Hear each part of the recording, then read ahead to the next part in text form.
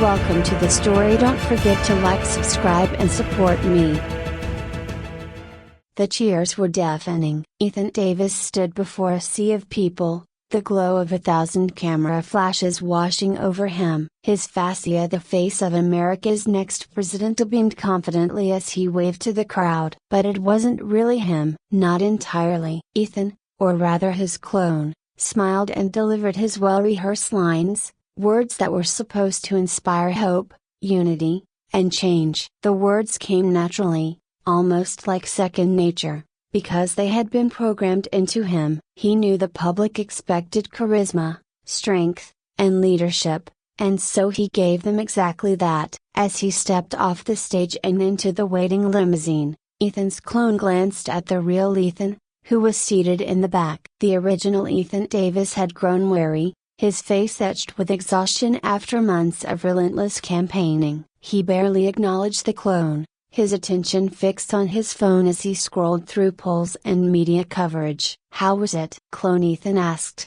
his voice betraying a hint of curiosity that hadn't been there before. "Fine. Good job as usual," Ethan muttered without looking up. "You're getting better at this." The compliment felt empty, but Clone Ethan didn't show it. He was supposed to be a reflection of the real Ethan, nothing more. He existed to share the burden of the campaign, to take on the public appearances, and to deliver the speeches while the real Ethan strategized and made decisions behind the scenes. But as the days passed, something inside Clone Ethan was changing. His programmed responses were starting to feel less automatic, more a broken bar conscious. He found himself wondering what it was like to be the real Ethan, to make decisions rather than just follow orders. It was a strange feeling, one that a clone wasn't supposed to have. The limo arrived at the campaign headquarters, and the two Ethans stepped out in unison. They were identical in every way, down to the sharp suits they wore and the confidence stride they had perfected. To the world, there was only one Ethan Davis. No one knew about the clone, not even Ethan's closest staff. Inside, James Larkin, Ethan's campaign manager, greeted them with a tense expression. "The consortium called," Larkin said quietly, pulling Ethan aside. "They want to make sure everything is under control. They're getting nervous." Ethan scowled. "Tell them to back off." "Everything's fine." Larkin glanced at the clone, who stood quietly nearby, and nodded. "I'll let them know." As Ethan and Larkin disappeared into a private meeting, Clone Ethan was left alone, his mind whirling with thoughts that had no place in his head. He wasn't supposed to feel doubt or curiosity. He wasn't supposed to question his existence. Yet, standing there in the dimly lit hallway, he couldn't help but wonder what was his purpose beyond this campaign. Would he continue to exist after Election Day? The thought unsettled him, but there was no time to dwell on it. A staffer ushered him into another room for a television interview. He shifted into autopilot, delivering the same rehearsed answers he had been programmed to give. But beneath the surface, the questions continued to simmer. Later that night, when the real Ethan had gone to bed, Clone Ethan found himself wandering the empty campaign headquarters. He stood in front of a mirror, staring at his reflection. It was perfect, flawless, even. No one would ever guess that he wasn't the original. Yet, the more he stared, the more he realized how hollow it all felt. Was this really all there was? To be a puppet, a tool for someone else's ambitions? What happened when the campaign ended, and Ethan no longer needed him? The next morning, Clone Ethan was back on the campaign trail, shaking hands and kissing babies, all while the real Ethan worked in the background, reviewing strategy and preparing for the final debate. The consortium, the secretive organization that had developed the cloning technology, was growing restless. They had invested heavily in Ethan Davis, and they didn't like surprises. But surprises were exactly what they got. It started small. During a rally in New York, Clone Ethan deviated slightly from his script, adding a line about the importance of transparency in government. It was an innocent enough statement, but it wasn't something the real Ethan would have said. Larkin noticed immediately and confronted Clone Ethan afterward. "What was that?" he demanded. That wasn't in the script. Clone Ethan shrugged. It seemed like the right thing to say. People want transparency. People want consistency. Larkin snapped. Stick to the script. Clone Ethan nodded, but the seed had been planted. For the first time, he had made a real choice, and it had felt good. Over the next few weeks, the deviations became more frequent. Clone Ethan began to question the policies he was promoting, challenging the positions the real Ethan had carefully crafted. He started to push for more progressive ideas, calling for greater transparency and accountability in government. The crowds loved it. His speeches were electrifying, his charisma undeniable. The polls surged in Ethan's favor, but behind closed doors, the consortium was growing concerned. This wasn't the Ethan Davis they had signed on to support. The clone was becoming unpredictable, and that made him dangerous. One night, as Clone Ethan prepared for a televised debate, he received a message from the consortium. It was simple and direct: stay on script, no more deviations. Clone Ethan stared at the message for a long time before deleting it. The debate was a turning point. Clone Ethan faced off against his opponents with a fire and passion that stunned everyone. He spoke about the need for real change, for a government that truly served the people, not the corporations and secret organizations pulling the strings. His opponents were caught off guard, unprepared for the force of his arguments. By the end of the debate, Clone Ethan had solidified his lead in the race. But the victory felt hollow. He knew the consortium wouldn't let this slide. He was no longer the obedient puppet they had created. As the days passed, Clone Ethan found himself thinking more and more about his identity. Was he really just a copy of the real Ethan,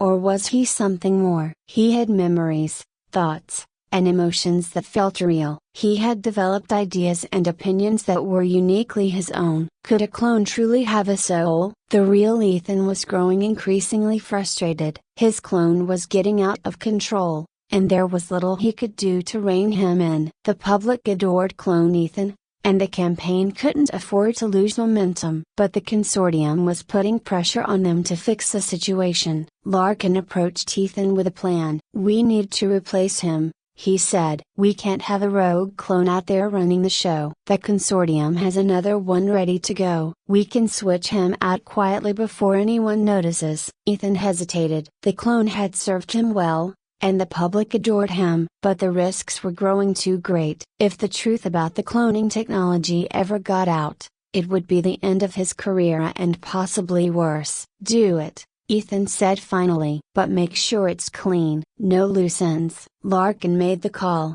his voice low and tense as he instructed the consortium to prepare the new clone. This wasn't the first time they'd had to deal with the situation spiraling out of control, but it was certainly the most delicate. Ethan Davis was on the verge of becoming president, and the consortium had too much at stake to let a rogue clone ruin everything. Clone Ethan, unaware of the plan to replace him, was in his campaign office, watching the news coverage of his latest debate. He was still processing everything: how he had managed to captivate the public in ways the original Ethan never had. It felt a broken bar good, but it also left him uneasy. The real Ethan had become distant, barely acknowledging him, and the campaign team seemed more on edge with each passing day. Samantha Hale, the sharp-eyed journalist who had been following the campaign from the beginning, had her own suspicions. Something about Ethan didn't add up. She had been watching him closely,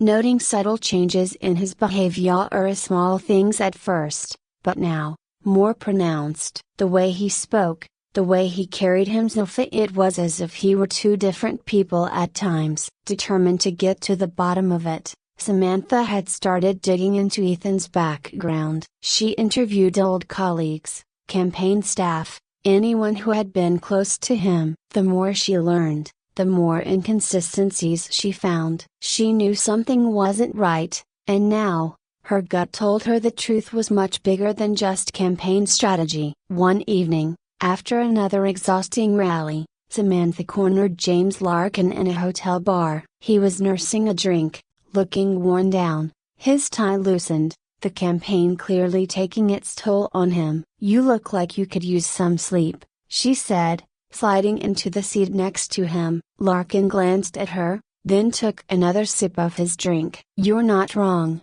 he muttered. "It's been a long campaign." "I'm sure it has," she replied, her tone casual. "But I can't help noticing that Ethana broken bar well. He's different, more than just campaign fatigue. It's like he's two people."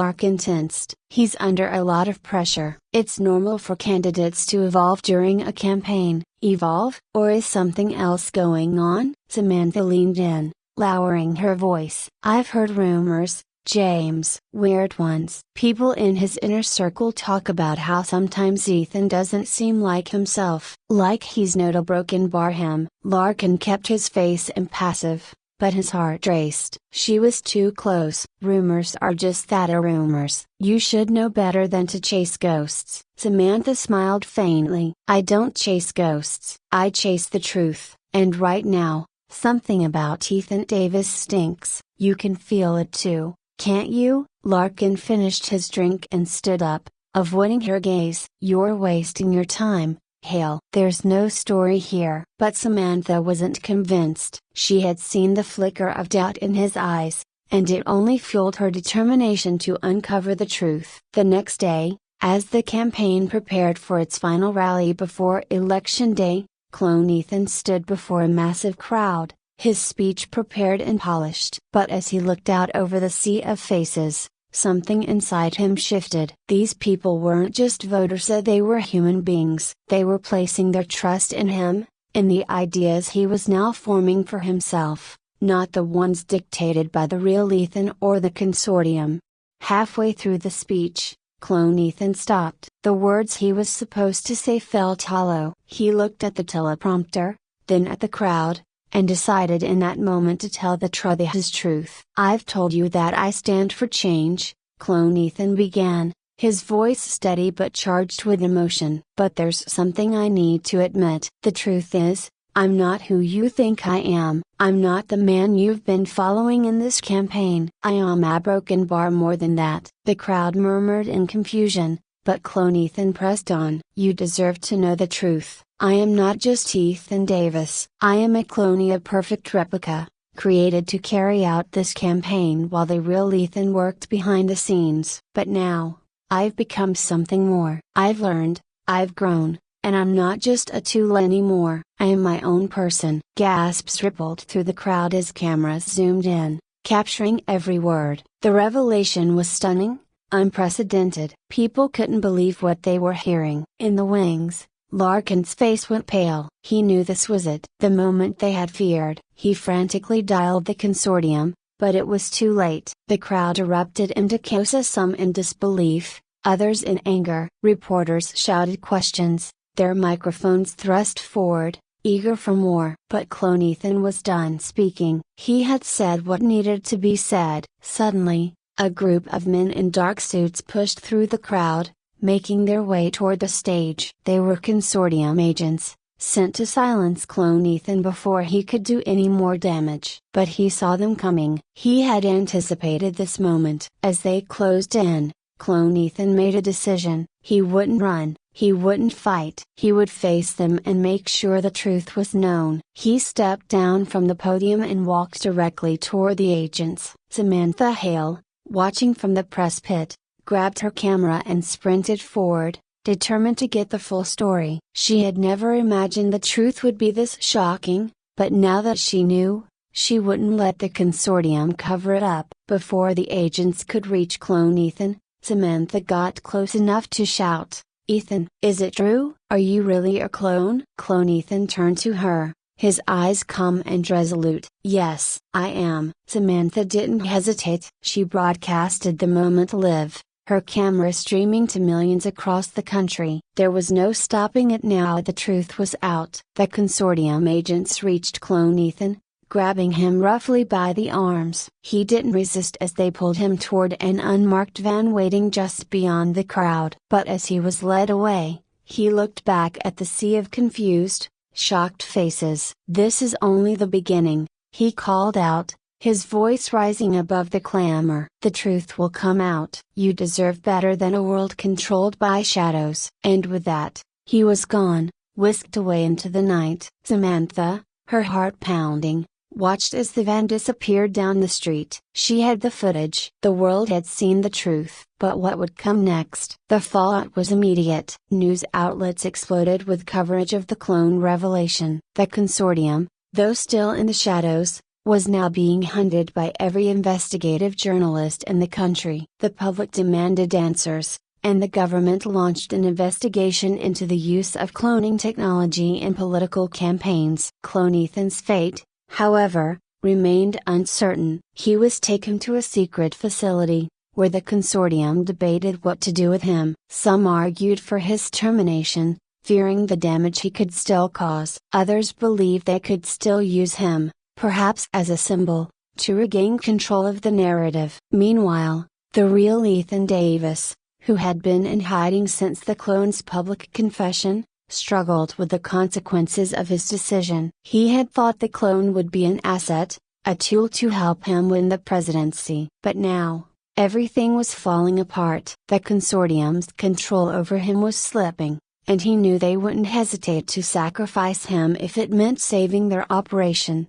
Election day came and went, but the results were inconclusive. The country was in turmoil, torn between those who believed in Clone Ethan's message and those who saw him as an abomination, a threat to the natural order. Protests broke out in cities across the nation, demanding transparency and accountability from the government and the corporations that had enabled this technology.